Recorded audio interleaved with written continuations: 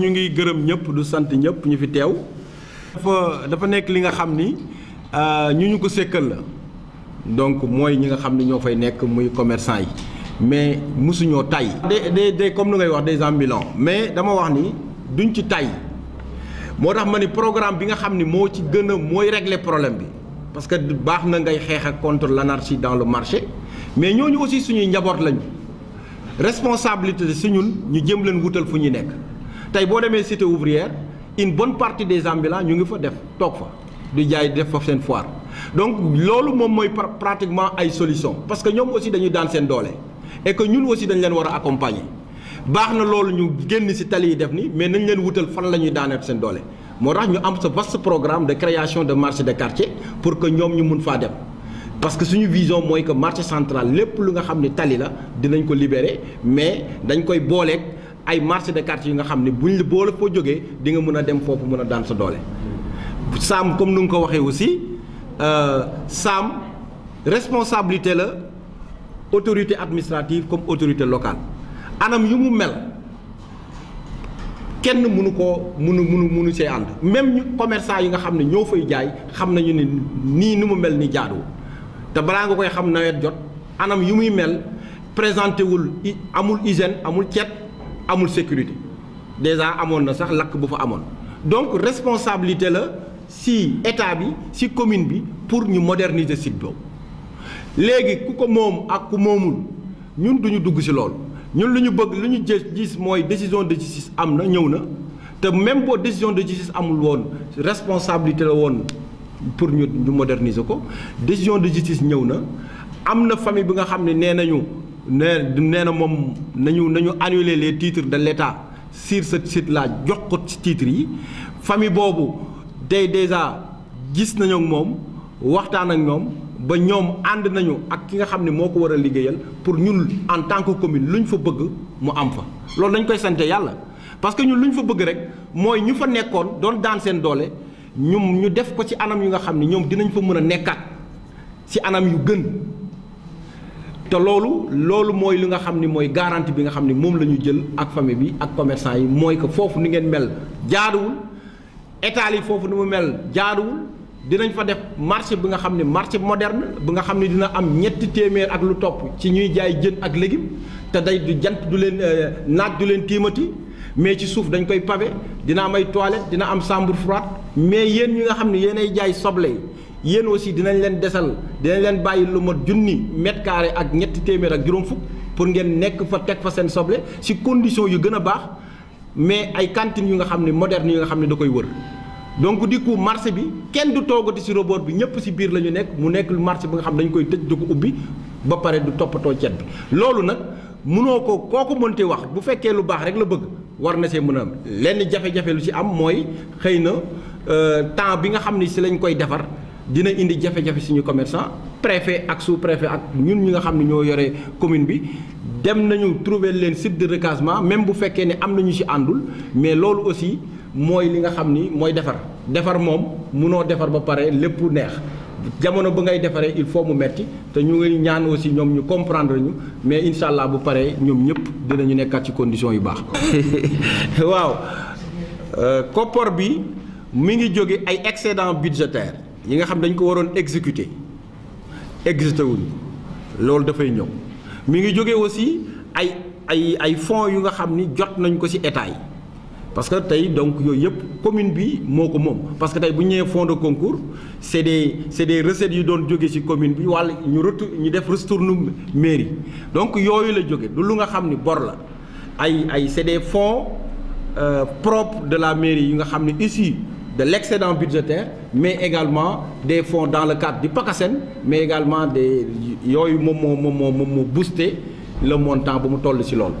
waaw moom laa wax sànq dama ne la déjà dañu toog sax suñu sœur ki nga xam ne moo yore cellule de passation des marchés parce que mairie bi dafa am lu muy doxee bu ñu ko bu toogee montant la ñuy avancer ay marché la ñuy avancer kon munoo yore mairie am bureau bi nga xam ne uniquement procédure rek lay toppatoo maanaam lépp lu ñuy jàllale dañ koy respecter procédure am na ay procédures yi nga xam ne demande de DRP restreinte la ouverte mais lépp lu nekk appel d'offre montant bi bu ko laajee procédure bi lu mu laaj loolu sax mooy indi excédent budgétaire maanaam boo jëlee montant bu weesu ñaar fukki millions ak juróom boo toppee procédure bi pour nga exécuter ko mun na demaat ci beneen at bi yooyu nag moom la ñu dajale comme pare nañu procédure yi pour ñu exécuter ko. mënul nekk yaa ma neex donc mënul nekk yaa ma neex parce que ñooñu nga xam ne ñooy ñëw du ko liggéey je crois que c'est des Thiessois c'est des Sénégalais yu ñëw respect lépp lu yoon laaj ñu yore ko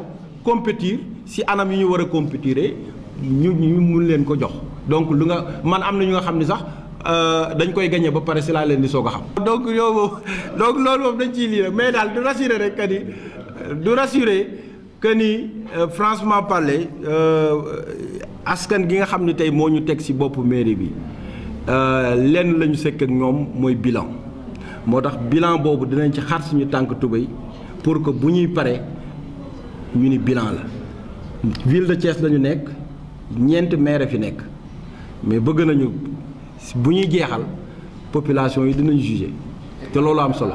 waaw Thiès Nord desewul suuf parce que ba ñuy ñëw bon dese na ay am na quand même des quartiers mais quartiers yooyu tey boo fa demee des quartiers périphériques comme lu mel ni Kër Seyib lu mel ni Jasab lu mel ni Kër Modou Ndiaye lu mel ni Kër Issa mais yooyu pratiquement boo demee suuf bu ñu desaloon borom tool yi morcelé nañ ko balaa ñuy ñëw def ko ay dëkkuwaay. parce que nit yi duñu xaar boo deful lotissement jox leen terrain ñoom dinañu defal seen bopp lotissement c'est irrégulier c'est anormal c'est illégal mais looloo xew tey boo demee Kër Modou Ndiaye seen tool yëpp dagg nañ ko ay kër nit yi dëkk fa boo xoolee moo tax problème de réserve dafay poser problème li nga xam ni moom la ñu jàpp li nga xam ne ñu nga xool fi nga xam ni desati na mais bëriwul. waaw moom bëriwul moom lu ma lay wax moom mooy foo dem gars yi moom dañuy njëkkante loolu nag il faut que service yi te rax si dolli problème bi nga xam ne am nañ ko dans la ville de Thiès mooy conflit de compétence sur le foncier mooy entre la ville et les communes kan moo compétente pour def lotissement loolu tax na aussi mbir mi xaw a yéex ba li nga xam ne moo fi jot a nekk sax population yi xaaruñu waaw loolu nag du suñu faute. eggagul jotaguñ lu ñuy wax jotagul lu jot mooy at moo ñu fi dese nañu liggéeyal askan bi. je crois que la commune quand même a fait des communications sur le site. Il y a deux raisons qui font que on doit moderniser ce marché-là. Je ne vais pas revenir sur le titre. Il y a une décision de justice. Mais ce qui nous préoccupe, nous, en tant qu'autorité locale, c'est la modernisation de ce site. C'est un site qui est dans la commune Thiès-Nord. Et aujourd'hui, qui ne présente aucune sécurité pour les commerçants même qui exercent là-bas leur métier. On a constaté récemment l'incendie. Mais il y a un problème d'hygiène qui se pose là-bas. Et donc, c'est de la responsabilité de l'autorité locale et l'autorité administrative de moderniser ce site-là pour qu'enfin nos vaillants commerçants mènent leur activité dans la plus grande sécurité. Donc c'est clair. Et là, personne ne pourra nous empêcher de moderniser ce site-là. J'ai dit que c'est dans le cadre d'un partenariat privé-public. Nous avons convaincu ceux-là à qui la justice a ordonné l'inscription du titre, la famille. Nous avons discuté avec cette famille-là, avec même l'entrepreneur concessionnaire. Donc, c'est dans le cadre du partenariat privé-public. Et nous sommes là pour l'accompagner. Le conseil municipal même a fait une délibération sur ça, qui sera approuvée par le sous-préfet, pour que la commune soit garante, tout simplement. Par rapport aux occupations, les occupants sur les voies concernées par les travaux, nous avons fait cette communication. Nous allons continuer. Parce qu'il y a les opérations, le 7, nous allons faire des opérations de désencombrement sur l'axe premier pont Kausara. Et tous les occupants là-bas ont été sommés. Parce que nous n'attendons pas. Si l'État vient, on fait. Si l'État ne nous accompagne pas, nous allons faire. Donc, tous les occupants des axes concernés par les travaux ont été sommés. Et donc, après l'expiration de la sommation, du délai de la sommation, donc nous allons exécuter et nous allons quand même enlever tout ce qui pourrait quand même gêner les travaux. Donc là, c'est clair. Maintenant, pour les procédures, hein, j'ai dit pour le pavage, c'est vrai que c'est des montants qui doivent quand même obéir à un certain nombre de procédures. Donc, c'est vrai, c'est pourquoi nous avons même la coordinatrice de la cellule de passation des marchés qui est là. Donc, rassurez-vous, tout sera nickel dans ce domaine-là. Pas de gré à gré. Donc, tous les montants supérieurs à 25 millions donc, vont faire l'objet d'un appel d'offres. Mais il faut dire que c'est des marchés qu'on devait même exécuter l'année dernière, qui avait fait l'objet d'un appel d'offres, qui a été même attribué. Donc il ne restait qu'à l'exécution. Donc et là on va exécuter. Ça concerne le pavage. Donc une partie du pavage 60 millions parce qu'on avait prévu 60 millions l'année dernière. Et cette année encore 60 millions. Mais les 60 millions de l'année dernière n'ont pas été exécutés. Donc on a attribué le marché. Et pratiquement l'entrepreneur est en train même de faire la production. Et ça, on va dérouler. En attendant qu'il termine, on va faire les procédures pour l'autre partie. C'est comme ça. C'est pourquoi j'ai dit on va démarrer d'ici 15 jours. Donc avant qu'on consomme les 15 millions, on va terminer toutes les procédures concernant l'autre partie. Pour les autres, donc rassurez-vous, donc nous allons respecter toutes les procédures qui exigent la réglementation. C'est vrai, l'encombrement en général, c'est le problème. Hein? Donc les gens, vous enlevez, ils vont revenir. Ils vont revenir. C'est le mal pratiquement général. Partout, c'est comme ça. Mais nous entendons, parce qu'au moins au niveau de la commune Thiès-Nord, on a parlé même des stationnements anarchiques sur le boulevard Nguent. Mais quand même, nous y sommes. Hein? Nous y sommes. Et c'est pourquoi nous allons faire des travaux qui vont empêcher systématiquement les stationnements. Donc vous allez voir après les travaux, vous allez voir, il n'y aurait plus de stationnement sur ce boulevard-là. Nous l'avons aménagé de telle sorte que sur le boulevard Nguent, il n'y aura plus d'anarchie, ni de stationnement anarchique, de même que le boulevard Xavier Ndione, le boulevard Zaksar, comme le boulevard Xavier Ndione. Voilà, donc je pense que est-ce que c'est un prêt? Non, c'est des cumuls. Hein? Parfois, c'est des procédures qui vous tiennent, qui vous retardent. Parce que des gros montants nécessitent quand même une procédure. Et c'est difficile parfois de terminer toutes les procédures et d'exécuter le marché dans une seule année. Donc il faut au moins... il y a un glissement. Il y a un glissement. Donc c'est des fonds disponibles de l'année dernière et plus les fonds de cette année. Ce qui fait que ça gonfle un peu les montants. Mais c'est des fonds de la commune de Thiès-Nord. Ce n'est pas des prêts. On est en train et même, on va continuer. Hein? C'est notre initiative. C'est vrai que les populations vont râler un peu. Mais nous avons dit que quand même, il faut que les populations acceptent que le désordre ne peut pas côtoyer quand même le cadre de vie. Ce n'est pas possible. Donc nous avons sommé tous les occupants du boulevard Zaksar, du rond-point Nguent jusqu'au rond-point de la ZAC, tous les occupants, à qui même nous avons fait une autorisation d'occuper d'une manière provisoire.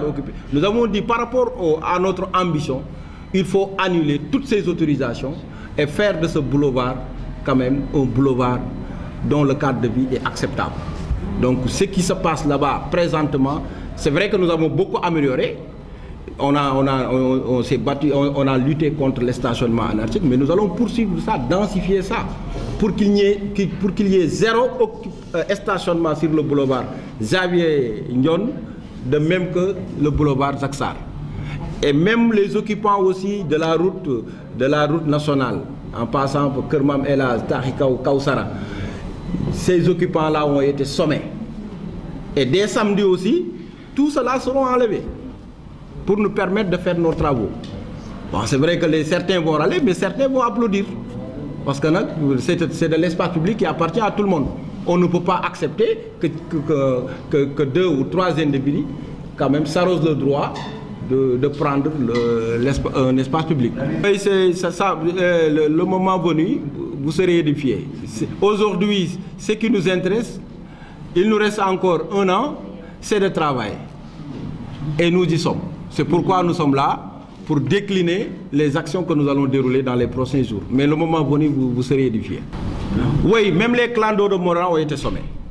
Moi, j'ai dit au préfet et au sous-préfet que ce garage-là n'avait pas sa raison d'être là-bas. Notre vision, c'était du rond-point Nguent jusqu'au cimetière catholique, qu'il n'y ait pas de stationnement. Parce que c'est une visibilité.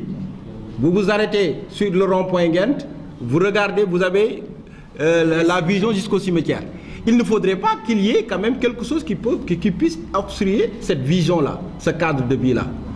Et là, nous y sommes, ils se sont installés parce qu'ils ont eu l'autorisation depuis 2009. Mais j'ai dit, mon ambition, notre ambition en tant que commune, c'est de délocaliser ce garage-là qui crée beaucoup de nuisances à nos populations.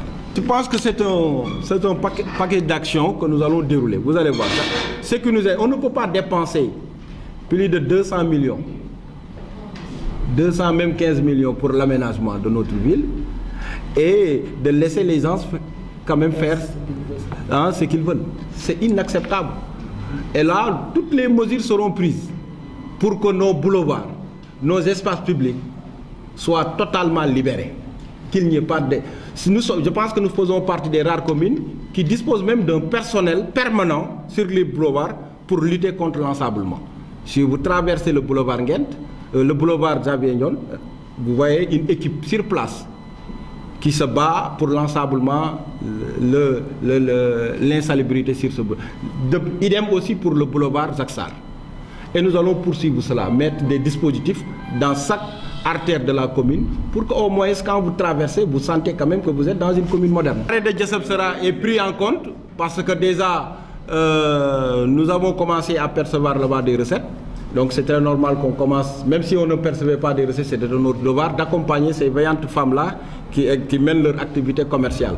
Donc nous allons faire, ils nous ont demandé des abris et encore des toilettes. Donc Inch'Allah, donc ça y est dans le budget. Et dans les prochains jours, nous allons quand même réaliser ça. C'est des tentes, ils demandent parce qu'avec le soleil et ensuite là où quand même ils peuvent quand même prendre en charge leurs besoins biologiques.